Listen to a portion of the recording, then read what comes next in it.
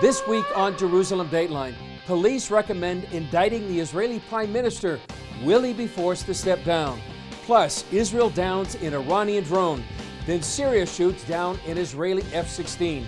Could this mean Israel is heading for war with Iran and Syria? And a look at the story behind the new film, 1517 to Paris. All this and more this week on Jerusalem Dateline.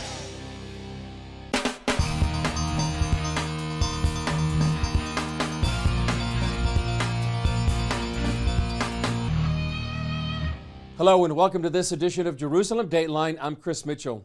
Israeli police dropped a political and legal bombshell when they recommended 2 indictments against Israeli Prime Minister Benjamin Netanyahu. The announcement throws Israel into political uncertainty. Israeli Prime Minister Benjamin Netanyahu addressed a nationwide audience and vehemently denied the charges.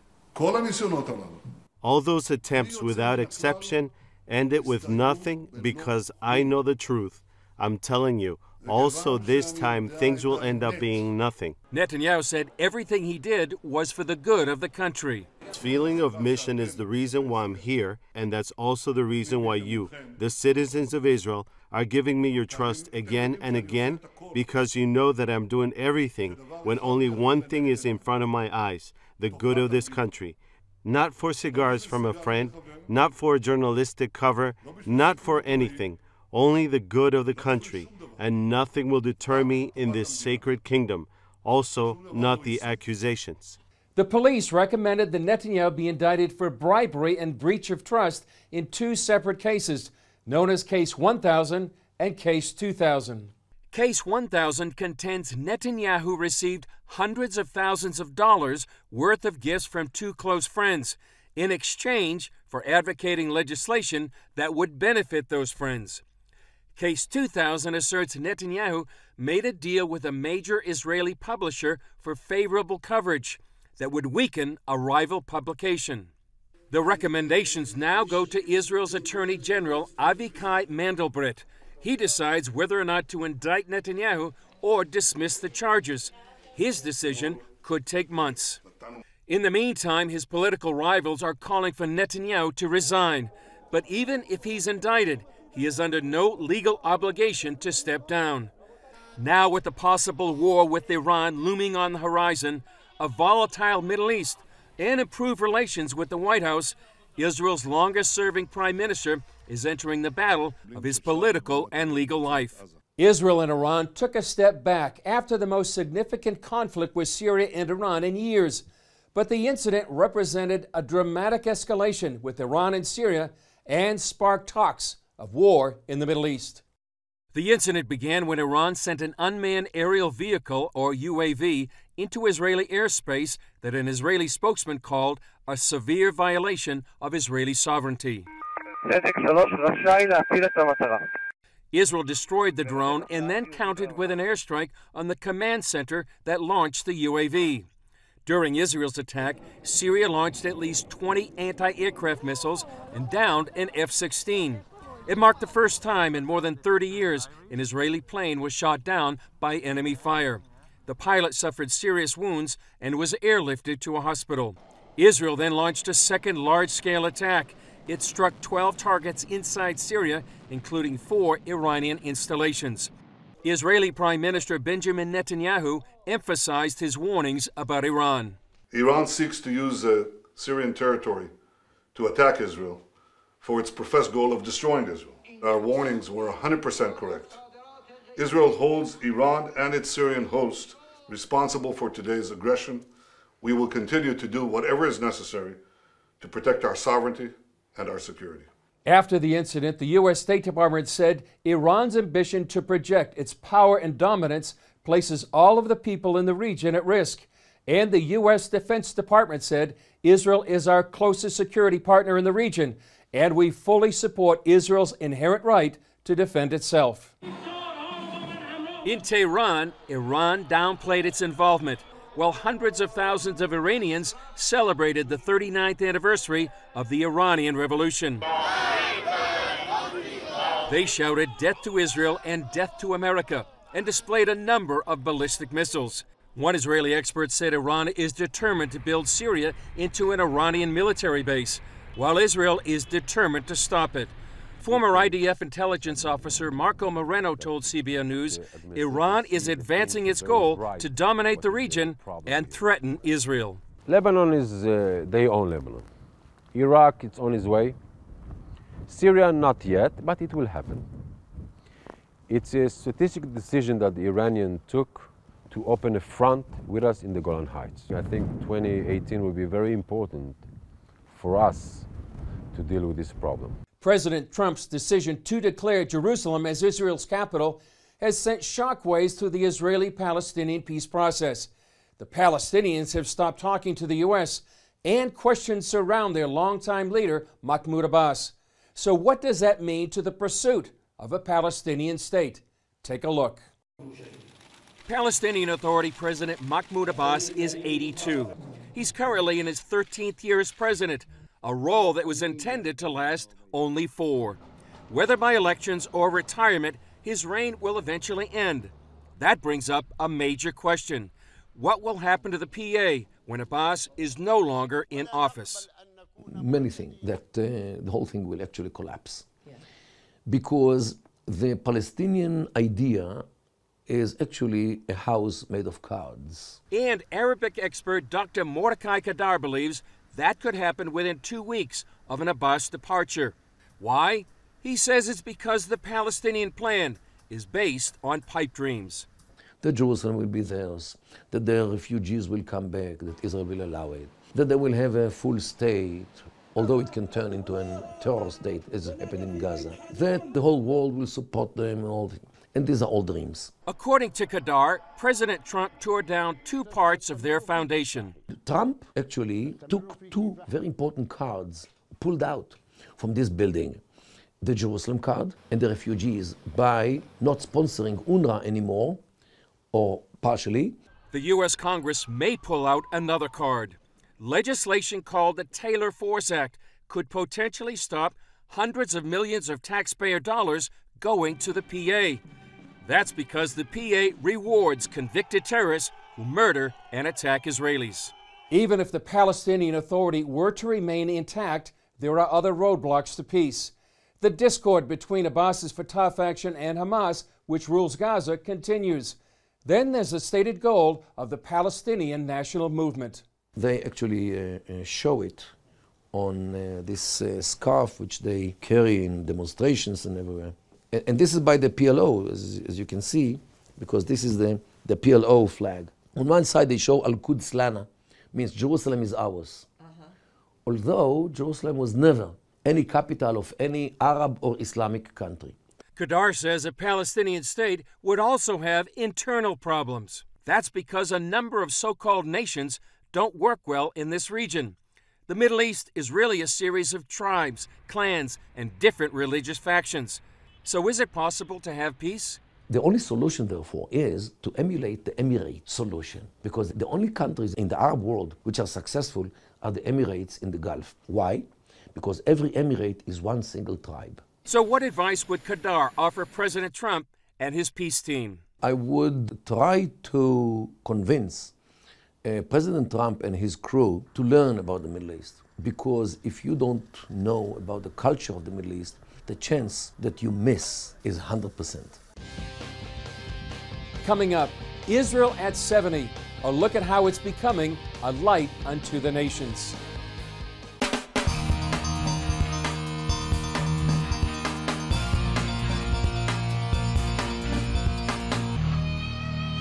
In just a few weeks, Israel will celebrate its 70th anniversary.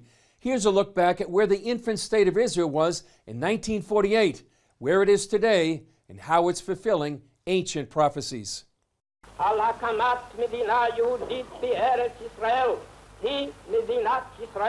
May 14, 1948, Israel took its place among the nations when David Ben-Gurion announced the establishment of the Jewish state. What was the situation in May 1948 when we were 600,000 people here, about half the size of a mid-sized American city, with basically handguns fighting 6 Arab armies that came within 25 miles of Tel Aviv, by the way. It's hard to imagine today. That surrounded Jerusalem, not far from where we're sitting. No economy, no allies. A population that was still languishing in displaced person camp in Europe after the Holocaust. I mean, think about that. 70 years later, Israel not only survived, but thrived. Our economy has one of the highest growth rates in the world. We have one of the most powerful armies in the world leader in technology. Israel is regularly listed one of the 7th or 8th most powerful countries in the world. In a historical perspective, I think that Israel's situation is nothing less short of miraculous. Israel's continuing miracle is not only that it's thrived, but now helps nations in need. Because we're a light unto the nations. That's the great fulfillment of that great prophecy. And in fact, that's what Israel is doing. It's doing it in places like Haiti or in the Philippines or in Mexico. When Israel sent aid to Mexico after their recent devastating earthquake, Mexicans applauded them on the streets. They just love Israel. And you see that elsewhere, in many places around the world. And people say, well, what do you do? I mean, what is it that you get out of it? And the answer is, we're not getting out of it anything. We're fulfilling our deepest values. Israel is a light unto the nations. Israel is not just going to the nations, but now the nations are coming to Israel. The company is called Our Crowd. That's brought 10,000 people from 90 countries around the world here to Jerusalem for a high-tech summit, bringing together innovation and investment. Turns out that Israel is really the second most important source of innovation and innovative companies in the world outside of the United States and Silicon Valley. We're called the startup nation. Today the good news is about innovation and technology. And 70 years on, Israel is protecting the birthplace of the good news and more. What is today the entrance of the old city? But that's actually King Herod's palace. We believe very much that this was the place of the trial of Jesus, according to what we learn from the New Testament. Shahar Shiloh serves as a consultant for the Tower of David Museum in Jerusalem. He says Israel, since its founding, has preserved the historical and biblical sites, dug into its ancient past, and opened its door to people of all faiths. He says it's a mission. Tourism is much more than just making money. Tourism is making friends. Tourism is making advocacy. Tourism is making your partnership around the world a lot safer. Our, mutual basis grows stronger with every tourist being in Israel, living back home, and talking about Israel wherever he lives. This is something that we cannot achieve without tourism. Shiloh says a visit to Israel for Christians should be a personal mission. We're always saying, before coming to Israel, you read the Bible, you see it in black and white. Once visited Israel, in every chapter, every story, every time you read about Paul, Peter, or Jesus, or St. Mary, it's all vivid and vibe. And everything becomes in full color, full HD, 4K. Something happens in your soul, and you're never, we say you'll never be the same again. This is my message to our brothers and sisters from the Christian world. Visiting Israel is a part of your soul and your heritage, not mine only, yours as well. And if you wish to understand yourself better and the Bible better, and your friends, and the next time you go to church, you need to be here. It's a mission for life. Whether helping the world through humanitarian outreach, bringing innovation to global investors, or being the responsible stewards of history, these are simply a fulfillment of Israel's mission to the world. Tikkun Olam, the Jewish principle of repairing the world. And as the Hebrew prophet Isaiah wrote nearly 2,700 years ago, to be a light to the nations. Coming up, the real-life story of 3 brave Americans who risked their lives to stop a major terror attack. Now it's a major motion picture.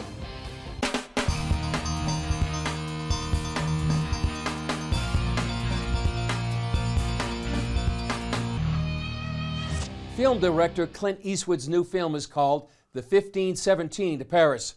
It tells the real-life story of 3 brave Americans whose quick action turned them into heroes on a high-speed railway ride through Europe on August 21, 2015. CBN News' Ephraim Graham sat down with those 3 Americans who played themselves in the movie. August 21st, 2015. We begin with breaking news overnight. 3 Americans are hailed as heroes for foiling an attack on a high-speed train in Europe. Alex Scarlatos, Anthony Sadler, and Spencer Stone. 2 American servicemen and their friend on vacation in France praised for stopping what could have been a mass killing. Dominate headlines around the world. You see them right there getting the Legion of Honor, France's highest civilian award. We just want to say thank you to them for not only saving so many lives, but also for making America look so good. Now their story is told through the feature film 1517 to Paris. Clint Eastwood, who directs the action drama, began with an unlikely casting decision. I was going through the regular casting thing of looking through a lot of actors and tape, good actors too, and they would have done a good job. But I kept looking at the guys, and I kept looking at their faces, and going over this. And finally, one day, I just said, "Do you guys think you could play yourself?" Take me back to when he does ask. What are you thinking when he says, "Can you play yourselves?" We just couldn't say no. We said yes right away. And then when he left the room for the first time, we all kind of looked at each other like, can we really do this? We didn't want to risk the success of the film, having not acted before. We're like, I'm sure actors could do it. Like, this is unheard of. At the time, it just seemed so crazy almost. Was it a difficult task redoing this? It was definitely different, that's for sure. I wouldn't necessarily, I mean, it was difficult, especially to begin with, when we first started getting used to just being on set. But once we got used to it, it was still pretty difficult, but I mean, especially the scenes when it was just us, it was just like hanging out with your friends again. You guys just want to skip Paris? Or at least delay it a little bit.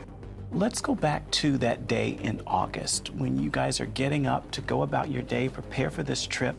Was there something different? Did you feel something odd about the day? Not odd about the day. Maybe what was odd about it was how close we were to staying in Amsterdam. It was almost a pull a force that we had been feeling all week to stay there almost, I would say. But even the morning of, we had already packed the night before, and we were like, should we stay though? And then I think looking back in hindsight, that was a question within ourselves because without really knowing at the time, God was probably trying to tell us that we need to go. You should have heard this guy. He was talking about how life is catapulting him towards something like some greater purpose or something like that. Spencer said that? I know, deep, right? You still think that? I mean, I guess, but nothing's actually stopping us. If we weren't meant to be on the train tomorrow, something would physically stop us. An object in motion stays in motion unless acted upon by a greater force. Recreating that train ride from Brussels to Paris where the 3 friends took down the terrorist wasn't easy. You're moving it on a train that's going 180 miles per hour, and we had to stay on their schedule. So that means, you know, you couldn't stop and say, wait a second, we're going to back up. And every time we got into a station, we were only there for however long it would be. 2 of you are sleeping, at least when this thing begins to unfold. You 2 are sleeping. Yeah. So you are awake and seeing this. Right. What clicks for all of you to just seem to work so in sync with each other and know what to do? What happened? Well, I honestly think that probably just goes back to our training because, I mean, Spencer and I both got training in the military and we both kind of fell into our own individual roles. And then as far as the 3 of us working together, I think that just goes back to our friendship because we've been friends like pretty much our whole lives. I mean, Spencer and I have been friends since we were 5. We all met Anthony when we were 12, and we've all kind of gone our separate ways, but we all stayed in touch, and that's kind of the importance of like keeping up relationships because you never know when you might need to survive a terrorist attack with them. I don't know, man. You ever just feel like life is just pushing us towards something, like some greater purpose? What is this entire scenario, the story, and what you've gone through done for your faith? What has it done? Definitely just reinforced solidified it. Yeah. It's like a confirmation, like we said before, like said previously, like people like look all their lives for like this big biblical moment, like how it was in the Bible, like a confirmation, like this is my miracle, I need to believe, I need to see this in order to believe. And most people don't usually get that, so it's like usually a walk by faith. But for us, being only like 23 years old at the time, to have the factors that led up to it and have that kind of confirmation was kind of like our biblical moment. Like you could, no matter what you thought before, after surviving something like that and the circumstances under which we survived it, that was like, but God, only God. Up next, see how Christians step in to help a new immigrant family traumatized by war in Ukraine.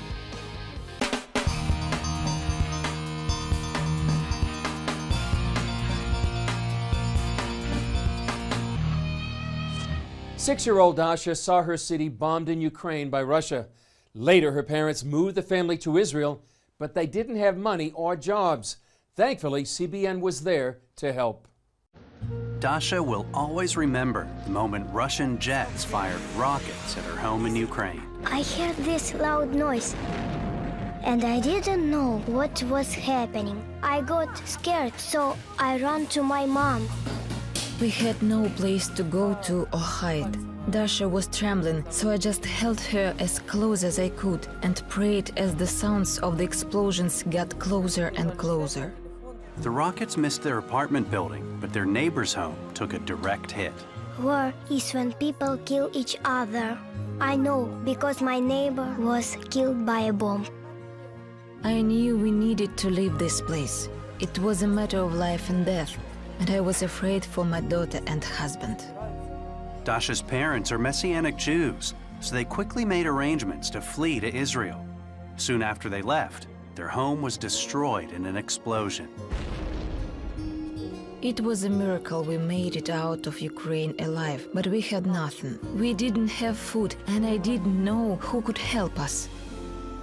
Then they learned about a local church supported by CBN Israel. Through the church, we help Ukrainians who fled the war. We provide families with food, diapers, and other things they need.